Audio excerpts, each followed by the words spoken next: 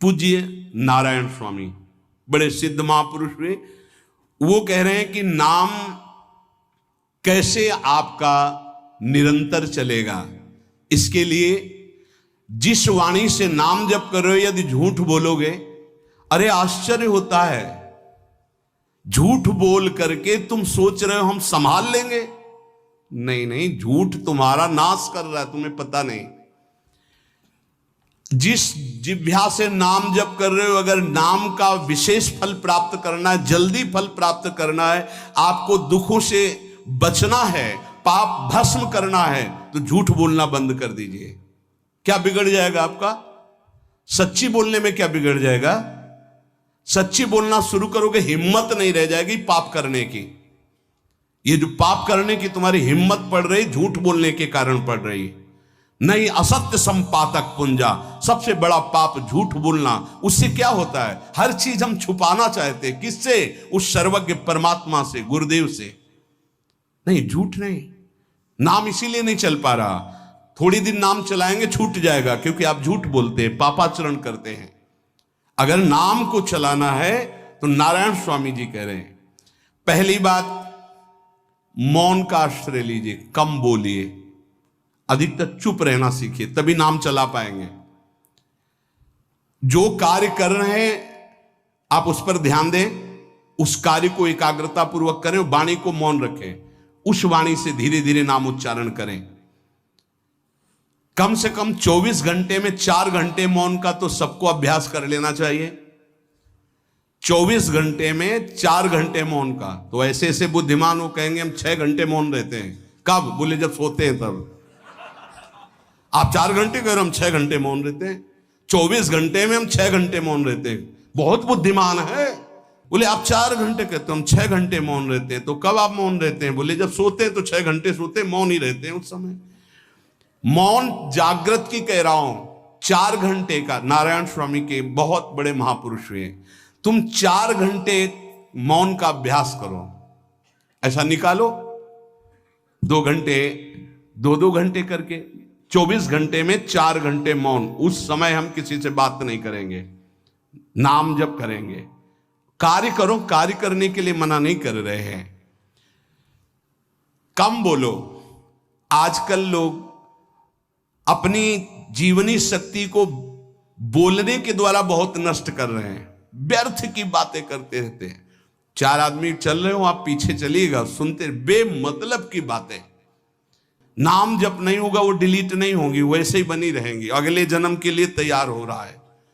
इसलिए नाम यदि सिद्ध करना है, नाम का फल लेना है, नाम का आनंद लेना है, तो वृथा भाषण बंद करो, बेकार की बात बंद करो। जितना कम बोलने से काम चल जाए उतना। सामने वाले को बोलने दीजिए, आप बीच में नाम चल रहा है जी, नाम चल रहा है।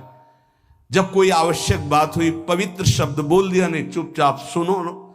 उसको लग रहा है कि आप संभाषण करो, मान लो रिश्तेदार है, नातेदार है, मित्र, अब आप व्यवहार में हैं, आप सीधे ये तो नहीं कह सकते हमसे बात मत करो, नहीं, हाँ बात कीजिए, लेकिन आप कम बोलिए, उसको बोलने दीजिए, आप नाम जप कीजिए, जरूरत भर बात कीजिए। बात में भगवान की चर्चा हो तो कोई बात नहीं, अगर प्रपंच की चर्चा है तो बचने की कोशिश कीजिए। अपने संबंधियों, अपने दोस्तों, अपने व्यवहारियों से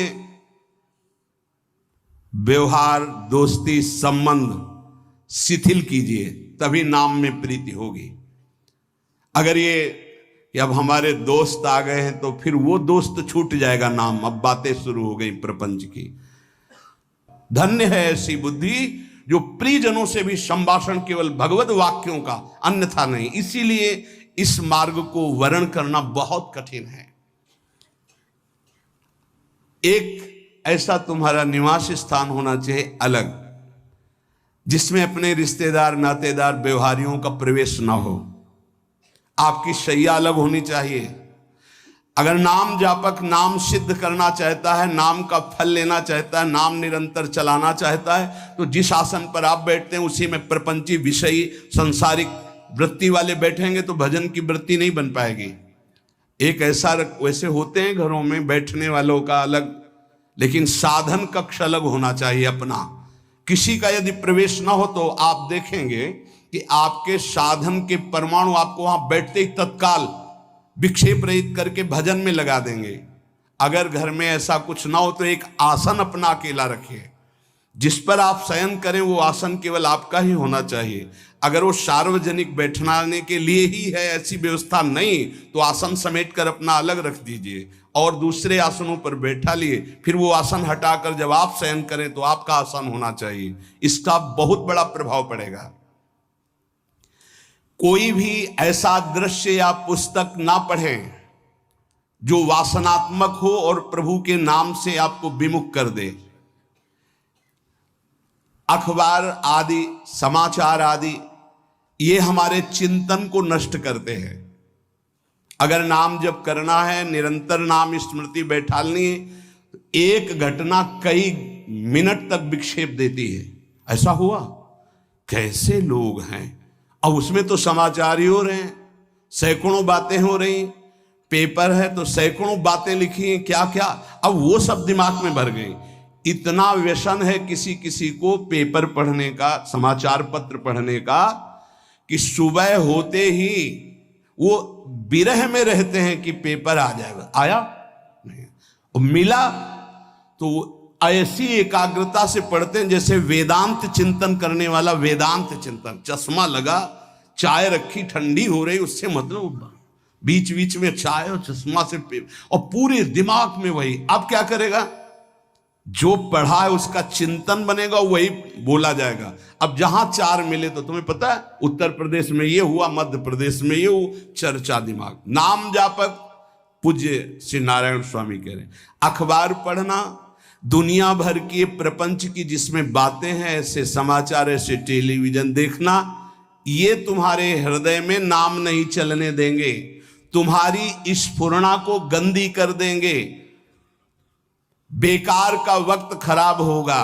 इसलिए अगर आपको पढ़ना ही है तो धार्मिक ग्रंथों को पढ़िए, अपने इष्ट संबंधी ग्रंथों को पढ़िए नाम जपने के लिए। किसी को कभी वचन न दें। पांचवा, बहुत बहुत पॉइंट की बात करें, यदि आपने किसी को वचन दे दिया और पूरा नहीं किया तो भजन का फल वहां जाएगा, ध्यान रखना। यही हमसे सब त्रुटियां होती रहती है अपने लोगों से। जाओ आज से बाद वचन दे दिया, हम ऐसा नहीं करेंगे, नहीं करेंगे चाहे मर जाएं। और अपने लोग ऐसे फिसड्डी हैं कि शाम के वचन देते हैं और सुबह फिसल जाते हैं। 2-4 दिन बहुत बहुत चला, फिर फिसल जाते हैं। बोले कसम से आज से ऐसा नहीं करेंगे। तो आप इसको खिलवाड़ न समझें, आपके सुकृत नष्ट हो रहे हैं, वासना आपके सुकृतों को नष्ट कर रही। दूसरा, जैसे आपने किसी से कहा कि मैं शाम के 5 बजे आ जाऊंगा, तो 5 बजने में 5 मिनट कम होने पर आपको पहुंच जाना चाहिए, 5 मिनट ओवर होने पर नहीं, उसके पहले ही आपको ऊपर। यह संतों के जीवन में देखा गया है। समय का बहुत बड़ा जीवन में अस्तित्व है। अगर आप किसी को समय दें, फिर उसमें प्रमाद स्थिति नहीं होनी चाहिए। 5 मिनट पहले पहुंचिए। समय दिया है किसी को तो 5 मिनट पहले उसको इंतजार ना करना पड़े।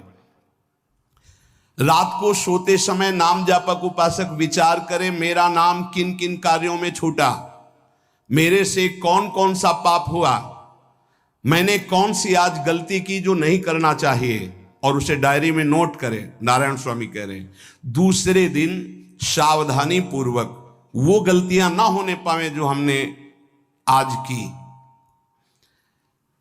जब उपासक सत्य बोलना स्वीकार करता है तो उसके हृदय में डर जागृत हो जाता है। ध्यान रखना, डर ये माया के द्वारा प्रेरित है।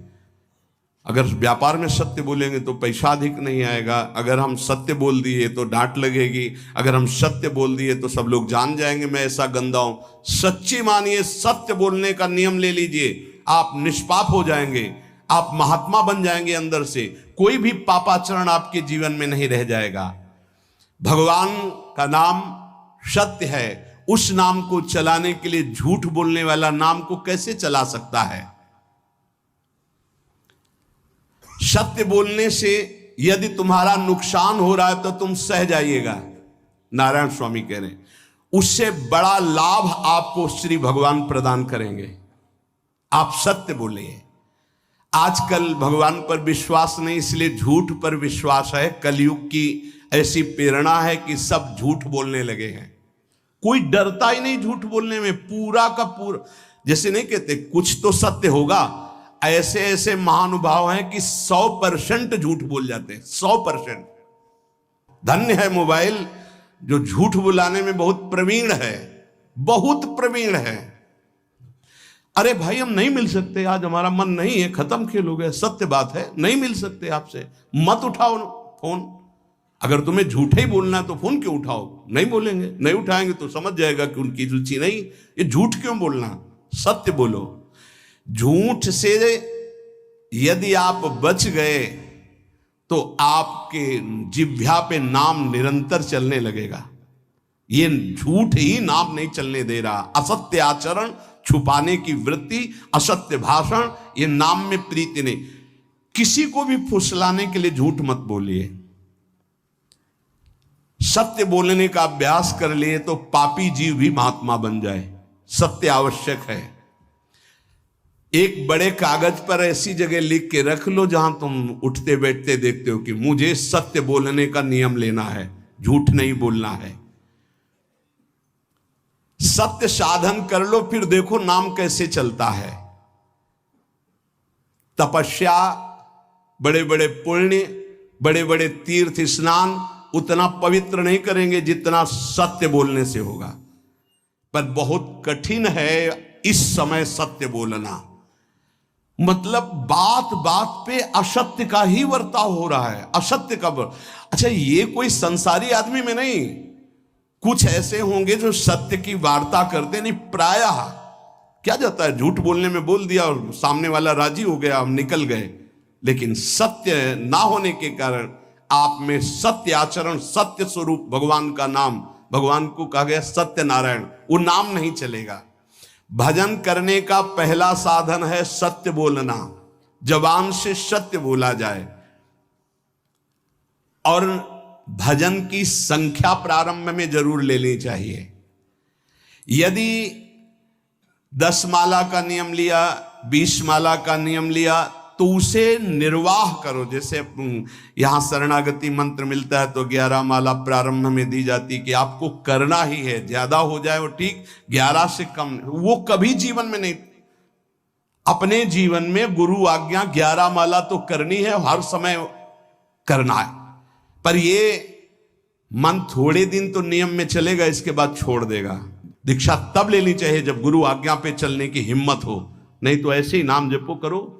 जब नियम मिल गया 11 माला तो चाहे प्राण निकल जाए, हमको 11 माला पूरे करने, प्राण निकलने तक गुरु आज्ञा का पालन करना है।